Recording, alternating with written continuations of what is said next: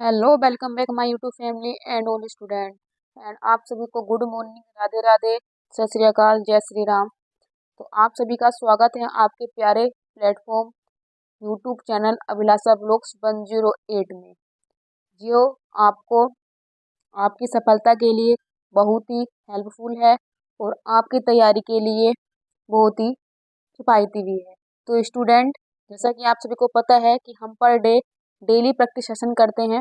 आज हमारा set number 3 है और जो हमने स्टार्ट किया वो हमारी उड़ान सीरीज, जिसमें हम आप सब मिलकर देखते हैं top 10 GK GS static PYQ current affairs के क्वेश्चन की फॉर्म में देखते हैं, जो हमारे एग्जाम के लिए बहुत ही अति महत्वपूर्ण सवाल होते हैं, व्याख्या सहित करते हैं।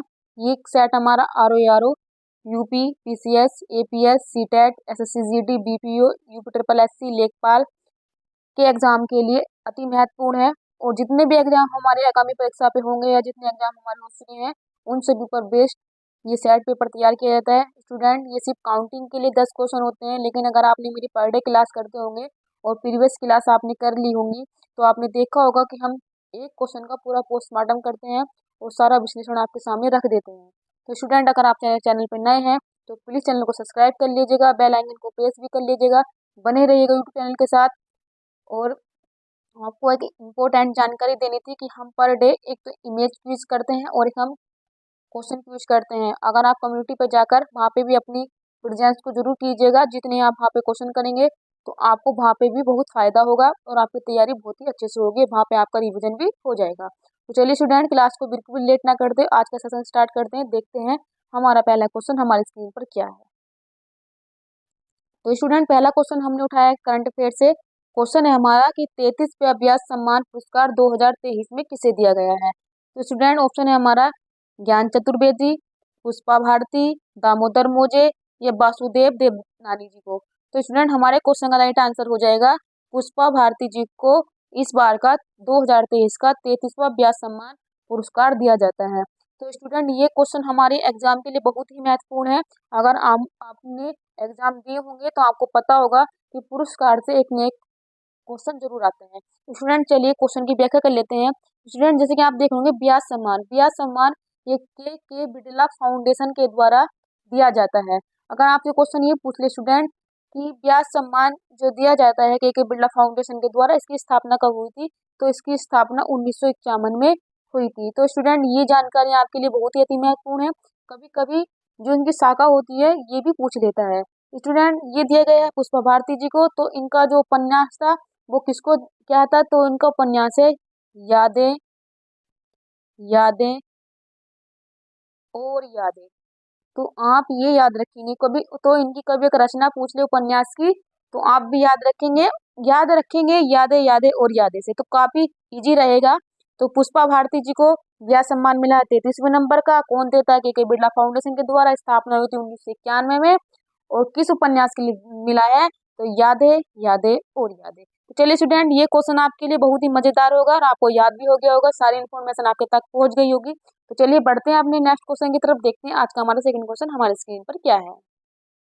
तो स्टूडेंट, सेकंड क्वेश्चन हमारे स्क्रीन पर आ गया है। सेकंड क्वेश्चन है कि विश्व में 2023 में सबसे अधिक अफीम उत्पादन में शीर्ष स्थान पर स्थित है। तो स्टूडेंट, ये हमारे अभी करंट अफेयर की न्यूज आई है कि विश्व में जो था अफीम उत्पादन में वो शीर्ष स्थान पर कौन से देश को मिला है। क्वेश्चन है हमारा म्यांमार, वियतनाम, लाओस, अफगानिस्तान। तो स्टूडेंट, हमारे क्वेश्चन का राइट आंसर हो जाएगा म्यांमार अफीम उत्पादन में पूरे वर्ल्ड में पहले स्थान पर आ चुका है। तो ये हमारे क्वेश्चन का राइट आंसर हो जाएगा। ये स्टैटिक के पर्पज से भी हमारे लिए बहुत इंपॉर्टेंट है और देश विदेश करंट अफेयर की नज़र से भी ये हमारे क्वेश्चन एग्जाम के लिए बहुत ही इंपॉर्टेंट है। तो चलिए स्टूडेंट, आपको क्वेश्चन का आंसर मिली होगा, चलिए कुछ डिटेल भी देख लेते हैं। स्टूडेंट, अगर आप देख पा रहे होंगे म्यांमार की राजधानी होती है नापीता। नापीता इसकी राजधानी है। इसको गोल्डन पगोड़ा का देश भी बोलते हैं। और स्टूडेंट, आपको पता होगा कि इरावदी यहाँ की जीवन रेखा है और सालबिन भी ये भी यहाँ की नदी है, इम्पोर्टेंट नदी है। और आपको पता होगा अराकोम जो पर्वतमाला है वो भी कौन से देश में है, वो भी म्यांमार में है। स्टूडेंट, अगर आपको पता होगा ये जो म्यांमार है हमारा, इधर हमारा जो पूर्वी एशिया पड़ता है। तो यहाँ पे एक इसको गोल्डन ट्रायंगल के नाम से भी जाना जाता है। तो ये गोल्डन ट्रायंगल जो होता है, इसको गोल्डन ट्रायंगल को अफीम उत्पादन क्षेत्र की संज्ञा दी गई है। तो आपसे कभी कभी पूछ लेता है कि गोल्डन ट्रायंगल में कौन कौन से देश आते हैं। स्टूडेंट, अगर आपको पता चलेगा ट्रायंगल का मतलब है तो 3 ही देश आएंगे। तो इधर की तरफ तो म्यांमार हो जाता है, इधर हो जाता है वियतनाम और इधर हो जाता है लाओस। तो कभी अगर आपसे पूछ ले कि गोल्डन गोल्डन ट्रायंगल में कौन सा देश सम्मिलित नहीं है, तो आप इसका आंसर तभी लगा पाएंगे जब आपको तीनों देश याद होंगे। तो म्यांमार, वियतनाम और लाओस गोल्डन ट्रायंगल के अंतर्गत आते हैं। ये गोल्डन ट्रायंगल जो होता है ये अफीम उत्पादन देश को ही संज्ञा देता है। तो ये हमारे क्वेश्चन का राइट आंसर हो जाएगा। जानकारी जानकर आपको बहुत ही अच्छा लगा होगा। स्टूडेंट, एक जानकारी और है कि आपको पता होगा अफगानिस्तान अफीम उत्पादन पे शीर्ष पर रहता था, लेकिन ये अभी शीर्ष पर नहीं है, क्योंकि आपको पता होगा कि तालिबान ने अफगानिस्तान पर कब्जा कर रखा है और अफगानिस्तान ने यहाँ पर अफीम की खेती को क्या कर दिया, बैन लगा दिया है। इसी वजह से अफगानिस्तान ने ये दर्जा खो दिया है और दर्जा किसको मिल गया है, म्यांमार को। तो ये हमारे क्वेश्चन का राइट आंसर हो जाएगा। तो चलिए स्टूडेंट, जानकारी जानकर आपको बहुत ही अच्छा लगा होगा। बढ़ते हैं अपने नेक्स्ट क्वेश्चन की तरफ। जानकारी आपको पसंद आ रही होगी। अगर आपको जानकारी पसंद आ रही है तो प्लीज चैनल को सब्सक्राइब जरूर कर लीजिएगा। चलिए स्टूडेंट, अगर हम आ जाते हैं अपने उत्तर प्रदेश में, तो उत्तर प्रदेश में नॉलेज पार्क की स्थापना कहाँ की गई है? कानपुर, नोएडा, लखनऊ, गाजियाबाद। तो स्टूडेंट, हमारे क्वेश्चन का राइट आंसर हो जाएगा नोएडा। नोएडा में नॉलेज पार्क की स्थापना की गई है। स्टूडेंट, आपको पता होगा कानपुर को उत्तर भारत का मैनचेस्टर भी कहा जाता है।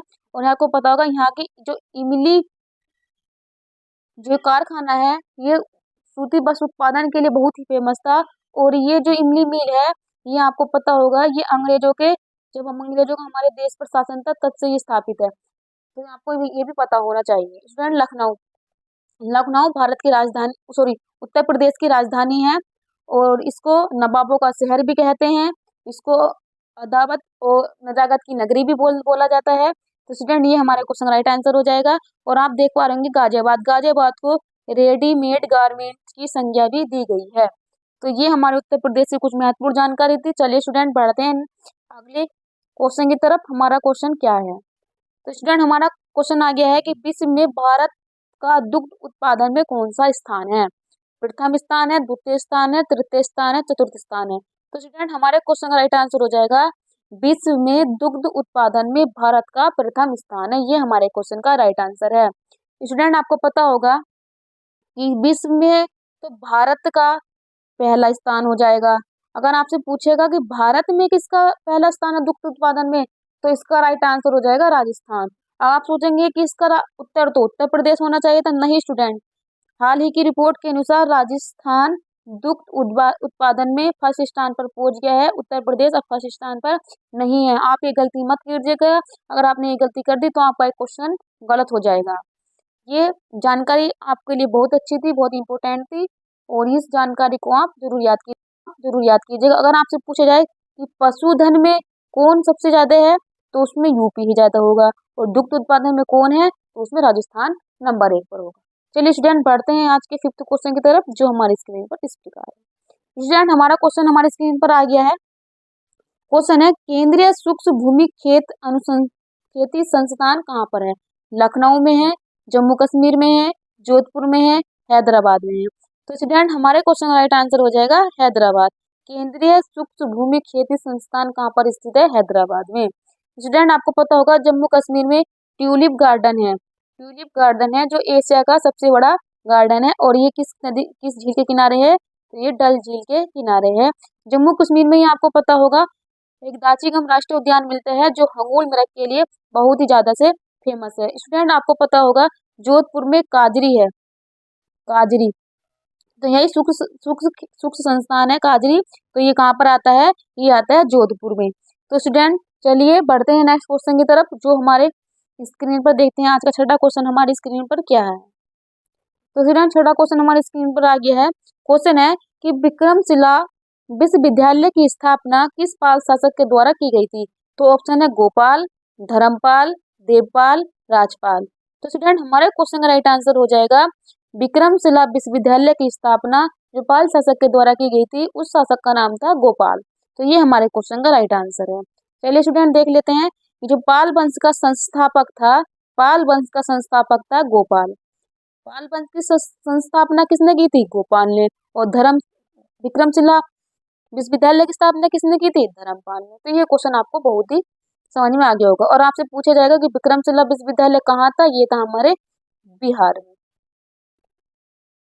तो ये क्वेश्चन स्टूडेंट आपको समझ में आ गया होगा। बिहार में ही एक नालंदा विश्वविद्यालय भी है, आपको जानते होंगे, जो बौद्ध शिक्षा, बौद्ध साहित्य और बौद्ध ज्ञान के लिए बहुत ही फेमस था, जिसको बख्तियार खिलजी ने नष्ट कर दिया था 12वीं शताब्दी में। चलिए स्टूडेंट, ये जानकारी जानकर आपको बहुत अच्छा लगा होगा और जानकारी भी आपको बहुत अच्छी लगी होगी और कंटेंट भी आपको समझ में आ रहा होगा। तो चलिए स्टूडेंट, आज का 7वां क्वेश्चन हमारी स्क्रीन पर आ गया है। क्वेश्चन है हमारा कि महात्मा गांधी को राष्ट्रपिता कहकर किसने संबोधित किया था? ऑप्शन है हमारे रविंद्रनाथ टैगोर, जवाहरलाल नेहरू, सुभाष चंद्र बोस, भीमराव अंबेडकर। तो स्टूडेंट, हमारे क्वेश्चन का राइट आंसर हो जाएगा सुभाष चंद्र बोस। कि महात्मा गांधी जी को राष्ट्रपिता कहकर किसने संबोधित किया था? सुभाष चंद्र बोस ने। अगर आपको ये पूछ लिया जाएगा कि सुभाष चंद्र बोस ने डायरेक्टली बोला था या किसी के माध्यम से बोला था, तो इनको रेडियो के माध्यम से राष्ट्रपिता कहकर संबोधित किया गया था। तो स्टूडेंट, ये क्वेश्चन हमारे लिए राइट हो जाएगा। स्टूडेंट, आपको पता होगा कि इनके नाम के आगे महात्मा लगाया जाता है। तो महात्मा की उपाधि इनको कब मिली थी? तो जब उन्होंने 1917 में चंपारण आंदोलन किया था, तो चंपारण की महिलाओं के और पुरुषों के द्वारा इनको महात्मा की उपाधि प्रदान की गई थी। ये आप भी जानकारी रखेंगे। और स्टूडेंट, आपको पता होगा गुरु रविंद्रनाथ टैगोर के नाम करके गुरु की उपाधि लगाई गई थी। गुरु, इनको गुरुदेव भी बोल देते हैं। तो गुरुदेव की जो इनको उपाधि दी थी, वो महात्मा गांधी जी ने इनको गुरुदेव की उपाधि दी थी। तो स्टूडेंट, ये जानकारी जानकर आपको बहुत ही अच्छा लगा होगा और जानकारी भी आपको अच्छी लगी होगी, कंटेंट और क्वेश्चन भी आपके समझ में आ गया होगा। चलिए स्टूडेंट, बढ़ते हैं अपनी नेक्स्ट क्वेश्चन की तरफ। हमारा क्वेश्चन हमारी स्क्रीन पर आ गया है। क्वेश्चन है हमारा कि भारत में काली मिट्टी किस खेती के लिए अधिक उपजाऊ होती है? कपास की खेती के लिए, गन्ने की खेती के लिए, चावल की खेती के लिए, अफीम की खेती के लिए। तो स्टूडेंट, हमारे क्वेश्चन का राइट आंसर हो जाएगा कपास की खेती के लिए काली मिट्टी बहुत ही उपयोगी होती है। स्टूडेंट, आपको पता होगा काली मिट्टी इसको कपासी मिट्टी और स्टूडेंट इसको रेगुर मिट्टी भी बोल देते हैं। स्टूडेंट, आपको पता होगा काली मिट्टी बहुत ही फर्टाइल होती है और ये स्वतः खुदाई वाली मिट्टी भी बोली जाती है। स्टूडेंट, आपको पता होगा गन्ने की खेती के लिए हमको दोमट मिट्टी की जरूरत होती है। चावल की खेती को बोलते हैं धान की फसल। आपको पता होगा धान के खेत में मीथेन नामक गैस निकलती है और मीथेन नामक गैस का सूत्र जो होता है वो CH4 होता है। ये दलदली भूमि, जुगाली वाले पशु और धान के खेत से और जो हमारी ये कोयला की जो खान होती है वहां से भी अफीम गैस, वो सॉरी क्या बोलते हैं, मीथेन गैस का भी रिसाव होता रहता है। तो स्टूडेंट, चलिए बढ़ते हैं नेक्स्ट क्वेश्चन की तरफ। आज का लास्ट क्वेश्चन हमारी स्क्रीन पर आ गया है। ये हमने लिया है दिवस से कि भारतीय मतदाता दिवस कब बनाया जाता है? कि भारत में मतदाता दिवस कब बनाया जाता है? Voter day. तो 25 जनवरी को, 28 जनवरी को, 30 जनवरी को, 9 जनवरी को। तो स्टूडेंट, हमारे क्वेश्चन का राइट आंसर हो जाएगा 25 जनवरी को राष्ट्रीय मतदाता दिवस बनाया जाता है। ये हमारे क्वेश्चन का राइट आंसर हो जाएगा। स्टूडेंट, आपको पता होगा कि 28 जनवरी 1950 को जो चुनाव आयोग था उसकी स्थापना हुई थी और इसने अपना काम करना शुरू कर दिया था। स्टूडेंट, आप देख रहे होंगे 30 जनवरी को स्टूडेंट महात्मा गांधी जी की डेथ हो गई थी और 9 जनवरी को भारतीय प्रवासी दिवस मनाया जाता है, क्योंकि 9 जनवरी 1915 को महात्मा गांधी जी दक्षिण अफ्रीका से पूर्णतः भारत वापसी आ गए थे। तो इनके उपलक्ष्य में भारतीय प्रवासी दिवस बनाया जाता है। स्टूडेंट, अगर आपसे पूछ लिया जाए कि अंतरराष्ट्रीय प्रवासी दिवस कब मनाया जाता है, तो इसका आंसर 18 दिसंबर हो जाएगा। तो स्टूडेंट, बिल्कुल भी कंफ्यूज नहीं होना है। भारतीय पूछेगा तो 9 दिसंबर और अंतरराष्ट्रीय पूछेगा तो 18 दिसंबर। यही आपको लगाना है, क्योंकि राष्ट्रीय अलग होते हैं और अंतरराष्ट्रीय दिवस अलग होते हैं। और आज का हमारा लास्ट क्वेश्चन हमारी स्क्रीन पर इस प्रकार है। आज का लास्ट क्वेश्चन हमारी स्क्रीन पर है कि छत्तीसगढ़ के नए मुख्यमंत्री कौन बने? स्टूडेंट, आपको पता होगा कि 5 राज्यों में चुनाव हुए थे, तो उसमें छत्तीसगढ़ राज्य में चुनाव हुआ था, जहाँ पर भारतीय जनता पार्टी ने पूर्ण बहुमत प्राप्त किया है। तो वहाँ पे जो मुख्यमंत्री बने हैं कौन है? विष्णुदेव सहाय, भजनलाल शर्मा, रेवंत रेड्डी या मोहन यादव। तो स्टूडेंट, आपके क्वेश्चन का राइट आंसर हो जाएगा विष्णुदेव सहाय छत्तीसगढ़ के नए मुख्यमंत्री बने हैं और ये आदिवासी समाज से संबंध रखते हैं। तो ये हमारे क्वेश्चन का राइट आंसर हो जाएगा। आप देख रहे होंगे भजन लाल शर्मा जी राजस्थान के बने हैं, रेवंत रेड्डी जी तेलंगाना के बने हैं और मोहन यादव बने हैं मध्य प्रदेश एमपी को सोया प्रदेश, नदियों का मायका सोया प्रदेश और टाइगर स्टेट की संज्ञा भी दी जाती है। तो स्टूडेंट कैसा लगा आपको सेशन? अगर आपको सेशन पसंद आया तो प्लीज लाइक जरूर कीजिएगा, सब्सक्राइब कर लीजिएगा चैनल को। और जितने स्टूडेंट ने मेरी क्लास को पूरा देखा है, स्किप नहीं किया है, उनके लिए thank you so much all student. Subscribe my YouTube channel and support my YouTube channel @Abhilasha blogs 108। तो स्टूडेंट तैयारी आपकी संकल्प हमारा, ये मेरी टैगलाइन है। और आपके लिए बहुत ही अच्छी अच्छी जानकारी, बहुत ही अच्छे अच्छे क्वेश्चन करंट अफेयर को स्टैटिक के हो, चाहे वो PYQ हो, चाहे वो किसी भी प्लेटफॉर्म से हो, वो आप तक पहुंचाना और सही सटीक जानकारी पहुंचाना मेरा फर्ज है। और उसी उद्देश्य से ये चैनल बनाया गया है। तो आप तक पर डे 10 क्वेश्चन पहुंच रहे हैं। कम्युनिटी पर भी 2 क्वेश्चन डाले जाते हैं, वहाँ पर भी आप उसको आंसर दीजिएगा। जितनी जानकारी आपको पता हो वहाँ से कमेंट बॉक्स में डाल दीजिएगा, रिवीजन भी हो जाएगा आपका, जानकारी भी मिल जाएगी आपको। और स्टूडेंट अगर आपको कंटेंट चैनल पसंद आ रहा है तो प्लीज सब्सक्राइब जरूर कर लीजिएगा। और चलिए आज की क्लास यही समाप्त करते हैं, मिलते हैं आपसे नेक्स्ट सेशन में। तब तक के लिए थैंक यू सो मच।